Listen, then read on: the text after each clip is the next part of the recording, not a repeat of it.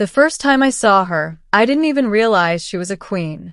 From my perspective as a xenobiologist stranded on the icy planet of Aurelia 9, she looked like a towering figure draped in luminous silks that seemed alive, her skin a translucent amber that glowed faintly in the dim light of the planet's twin suns. She stood at the center of a cavern that pulsed with strange bioluminescent flora, the air thick with the scent of minerals and an unfamiliar, almost sweet pheromone. I froze. Part of me wanted to run. Part of me wanted to take a sample. But mostly, I wanted to make contact. That was my job, after all, to study, to understand, to bridge worlds. So I raised my right hand, palm outward, a universal gesture for peace among countless human cultures. Her multiple eyes blinked in unison, and the way they moved sent a shiver down my spine. I thought she was surprised, maybe even intrigued. But then she tilted her head sharply and recoiled, retreating a step. That simple human gesture, meant to convey goodwill, had been completely misread. In my culture, an open palm is a sign of trust and peace. In hers, apparently, it was a signal of dominance, a challenge. Suddenly, I realized I had done something far more dangerous than I had ever imagined. I come in peace, I said, my voice trembling. I mean no harm. The AlienQueen, at least I assumed she was the queen, emitted a low, resonant hum. The sound reverberated through the cavern, vibrating in my chest. Then, with shocking swiftness, she extended one of her elongated appendages and traced a symbol in the air. I didn't understand it, but my translator read, "You dare challenge me, human? You will learn the cost of arrogance." Panic surged. My mission briefing had prepared me for alien diplomacy, but nothing had prepared me for immediate, direct threat from the ruler of an unknown species. Yet I couldn't retreat, not yet. Retreating now might provoke her further. I had to think fast. I lowered my hand slowly, almost to my side, and spoke again. No challenge. Only curiosity. Learning. I want to understand your people, your culture, your world. Her hum shifted, less threatening, more inquisitive. I had survived the first moments, but the tension remained palpable. The entire cavern seemed alive, pulsating with anticipation. Then she did something unexpected. She gestured for me to follow. Cautious, I stepped forward. Every fiber of my body screamed that I might be walking into a trap, but the queen didn't attack. Instead, she led me deeper into the cavern, past streams of glowing liquid and crystalline growths that refracted light in every conceivable color. We reached a chamber that looked almost like a throne room.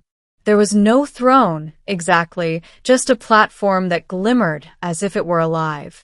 The queen settled herself there, and I realized I had never felt more insignificant in my life. She wasn't just large.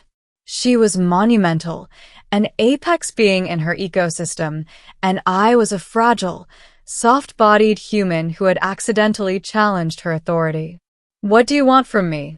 I asked, trying to keep my voice steady. She hummed again, and this time the translator caught something more subtle. "You are intriguing. Others fear. You do not. And yet, you are naive. Perhaps useful." Useful? I had no idea what she meant. Useful for what? And then, in a moment that would haunt me forever, she leaned closer. Not threateningly, but with a piercing intensity that seemed to read every thought I tried to conceal. "You gesture," she said, her voice a melodic vibration in my mind rather than my ears. "You show openness, but your intent is unclear. Human sign of peace. Perhaps deception?" I swallowed hard. I had no deception. But how could I explain that to an alien queen who literally perceived intent, not just actions? I had to act fast. I mean peace. "I swear it," I said. Then, instinctively, I mimicked her gesture, copying the symbol she had drawn in the air. My pulse raced. This could either prove my goodwill or trigger a full-scale attack. For a long moment, she simply observed me. Then, slowly, almost imperceptibly, she nodded. The tension in the air released slightly, like a valve opening after extreme pressure. "You learn quickly," she said. "Perhaps you may stay. But caution. Misstep, and your kind will not survive my wrath." I exhaled. I had survived the initial encounter. But surviving didn't mean understanding. I needed to learn how to communicate properly, or any gesture, any human habit, could provoke catastrophe. Over the next few days, the Queen allowed me to study her world. I learned that her species, the Virelians, communicated primarily through gestures and pheromones, but every subtle movement carried meaning far beyond what humans could intuitively grasp. A raised eyebrow could mean surrender or domination. A simple step to the side could indicate alliance or betrayal. And I had committed what they considered a grave faux pas within moments of meeting her. Every time I blinked too slowly or touched my arm, she would flinch, her multiple eyes analyzing me with eerie precision. I realized that to survive, I had to unlearn almost everything I knew about human communication. It was during one of these tense days that the misinterpretation truly escalated. I had attempted a friendly gesture, extending my hand to mimic the Queen's own ritual of greeting, but I executed it slightly wrong. Too fast, too rigid. Her appendages flared, and she let out a deafening hum that caused the cavern to quake. "You dare mock me?" her translator echoed, though her tone was more incredulous than furious. "Do you understand the gravity of your gestures?" "I'm sorry," I stammered. I'm trying to understand."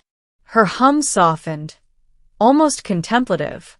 "You are persistent, foolish. Perhaps that is your strength. Perhaps your misunderstanding will change everything." I didn't understand then. I was terrified, but I soon realized she was right.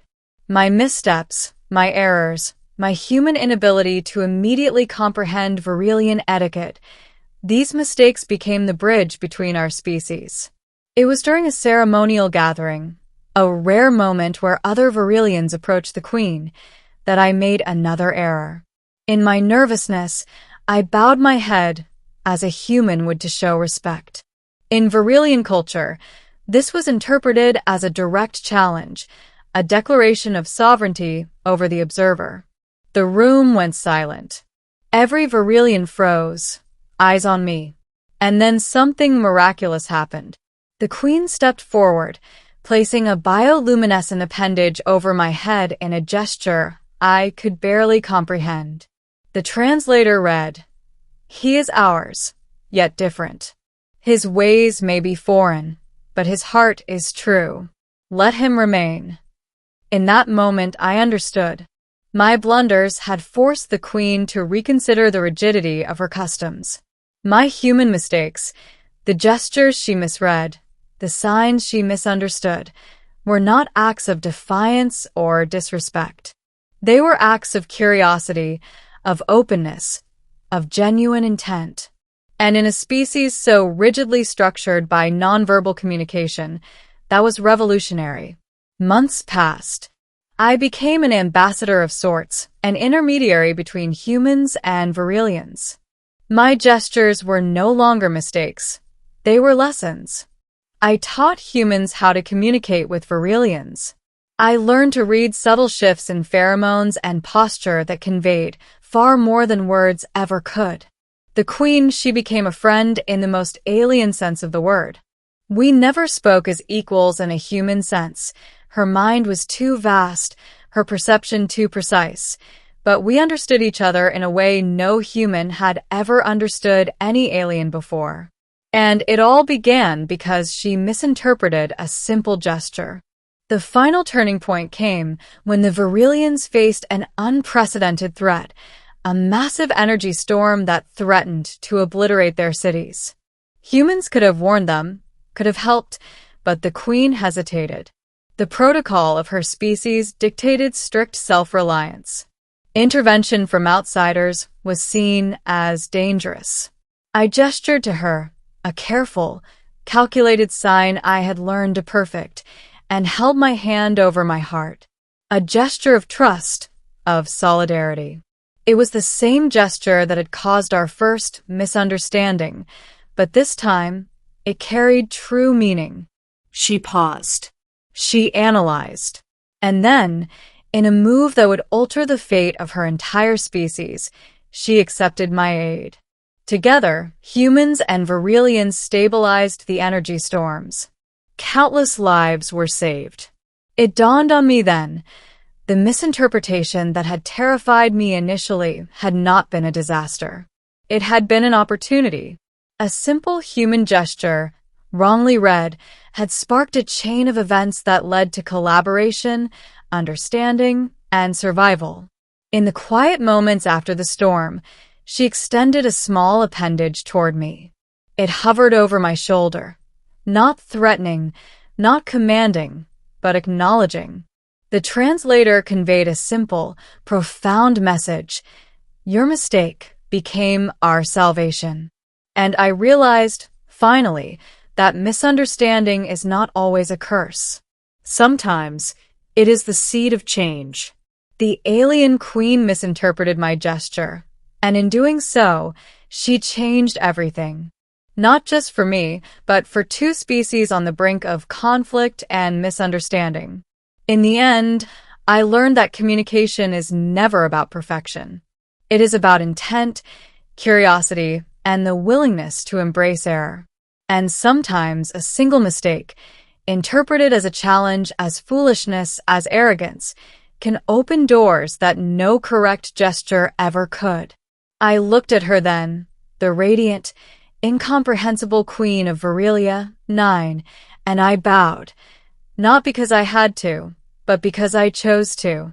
And for the first time, I felt the full weight of the incredible truth that a gesture, no matter how small, can change the course of history. And that, perhaps, is the most human thing of all.